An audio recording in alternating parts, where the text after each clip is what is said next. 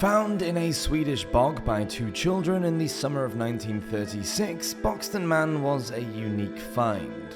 The skeleton was fully clothed and beautifully preserved for almost 700 years. But who was this man? Let's travel back in time with the aid of modern technology to the Middle Ages to find out how he lived all those years ago, what he looked like, and why his body had been impaled by 3 wooden poles. The only thing that I enjoy more than reading about medieval history is sipping on a delicious coffee whilst doing so. Well, thanks to today's sponsor, Imperium Coffee, that's now possible. Imperium Coffee creates roasts inspired by incredible figures of history to give you motivation to conquer the day ahead. This is genuinely top-tier specialty coffee. They work directly with the farmers who supply the beans, which are all grown between 4,000 to 6,000 feet in elevation. And not only this, each order is roasted individually as it comes in, so you know you're getting some damn fine coffee. Not only is this the perfect accompaniment to learning about medieval history, but these amazing bags of coffee could also make the perfect gift for any fellow history or caffeine enthusiasts. To help support our channel whilst keeping yourself caffeinated and ready to learn all about the medieval era, use our link below to purchase a roast. And make sure to use our code MADNESS for a 10% discount too.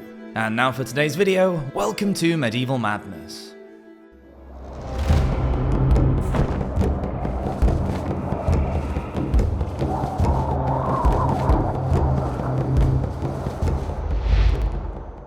Lost and found.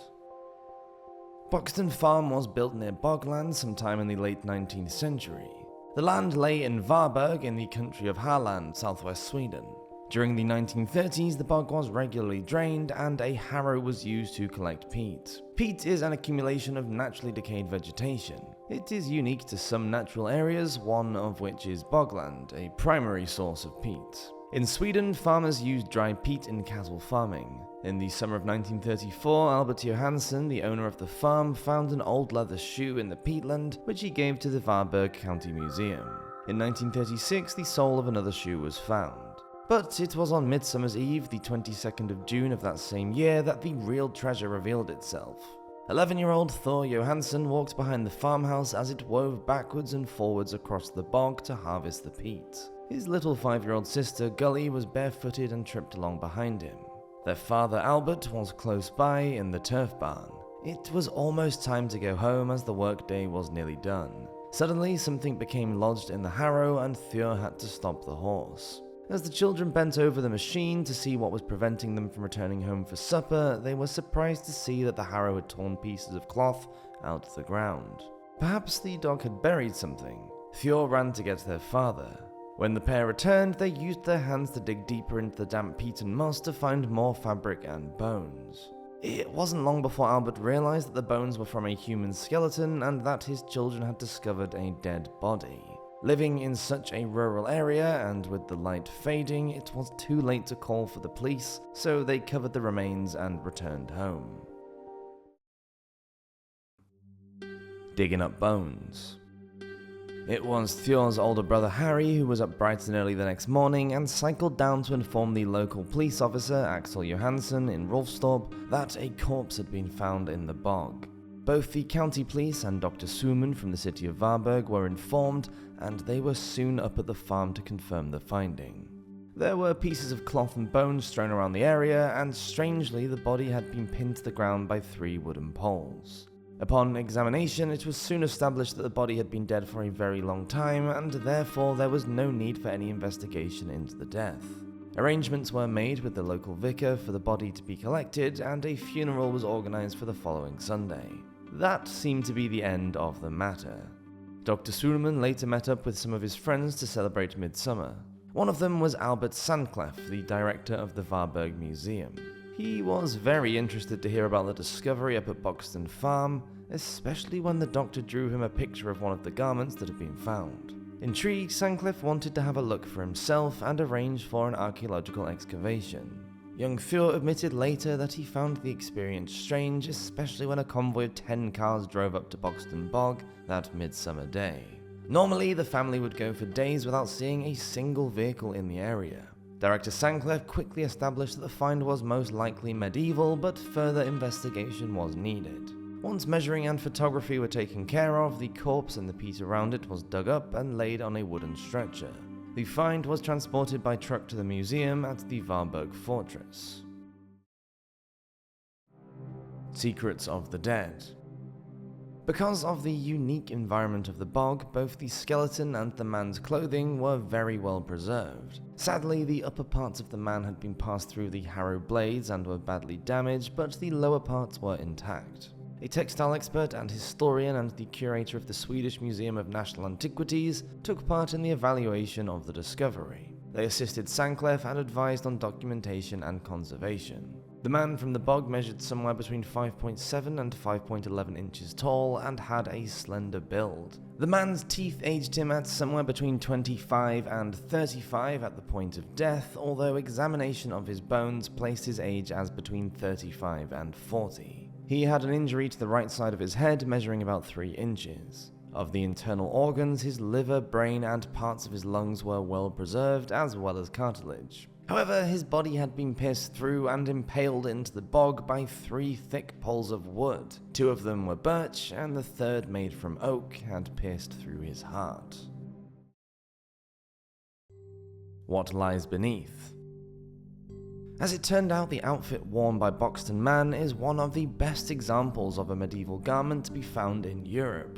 Radiocarbon dating placed the cloth's manufacture somewhere between 1290 and 1430, although there is some uncertainty as bog finds are notoriously hard to date. The clothes are made from processed woven wool or wadmal. It was a coarse, dense fabric, rain-resistant and warm. The tunic is like a long shirt and was worn next to the skin. Over this, and fastened around the waist, was a leather belt in which Bocksten Man carried 2 knives. The pointed hood, known as a gugel, which acted as both a hat and a scarf, has caused arguments about dates among experts because of its shape.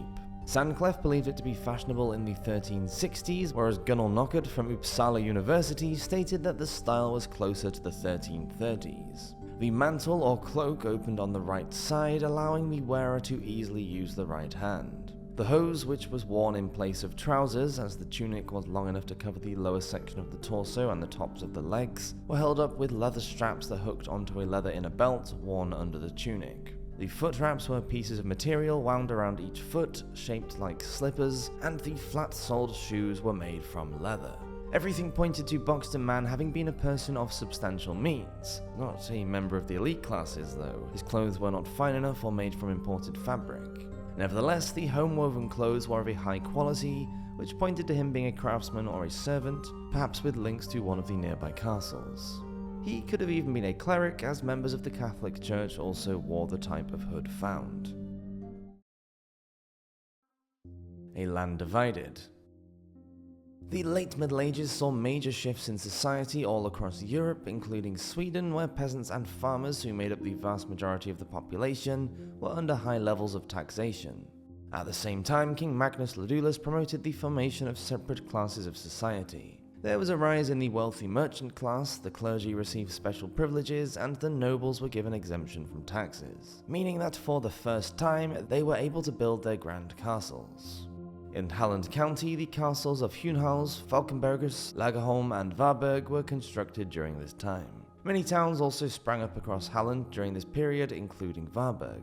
For the people, however, it was a time of constant worry, as there was the ongoing threat of infighting between Scandinavian kingdoms. Then, if that wasn't enough, around 1350 the Black Death hit, and Sweden, like most of Europe, was not spared. Many died, devastating the population and leaving a large number of farms deserted. Bocksten Man lived in the area of Halland around this time in the middle of the 14th century. Because of his higher status in society, he likely walked the halls of Varberg Castle, the very same place where his remains are on display today. Give up the ghost. In 2005, steps were taken to recreate Bocksten Man as a full-scale model. A 3D laser scan of the skull was carried out and a 3-dimensional image was made. It confirmed that the skull was deformed and the jaw was slanted. Plastic surgery was performed on the skull to fix the damage before a sculptor and model maker began his work. The face was scientifically recreated and sculpted before a plaster cast was made. The head was then cast in silicone and the face was painted and hair, eyebrows and eyelashes were added. Using the plastic model, a professor and doctor at Sahlgrenska University concluded that the man had been murdered. First, he had been dealt a blow to the lower jaw, then the right ear, before receiving a lethal strike to the back of the head. It's unlikely that the man was a victim of robbery, as his expensive clothing and knives were found on the body. Having established that our medieval man was murdered, what was the deal with the 3 poles that had skewered him into the ground? Bogs had been seen as supernatural places with connections to the otherworld. The idea of impaling a dead body was to prevent it from walking again by becoming a ghost.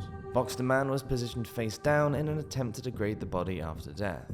In folktales, impaling was usually carried out by a group of people rather than an individual.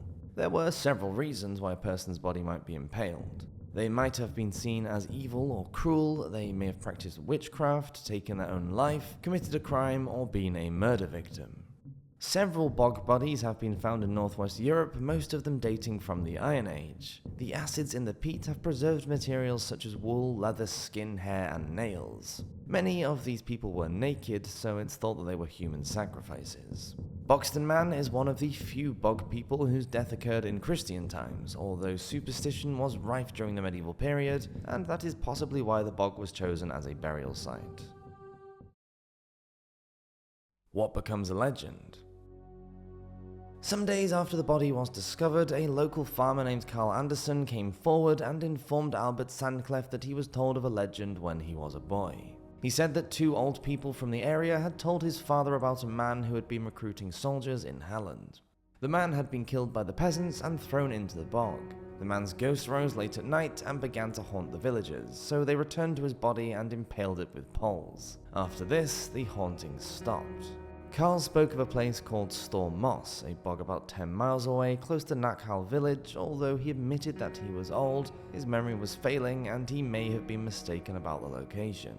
Sandcliffe accompanied the farmer to the village to question some of the older residents, although none of them had heard of the legend. The reconstructed body, original skeleton, and clothing of Bocksten Man are on permanent display at the Halland Museum of Cultural History at Varberg Fortress.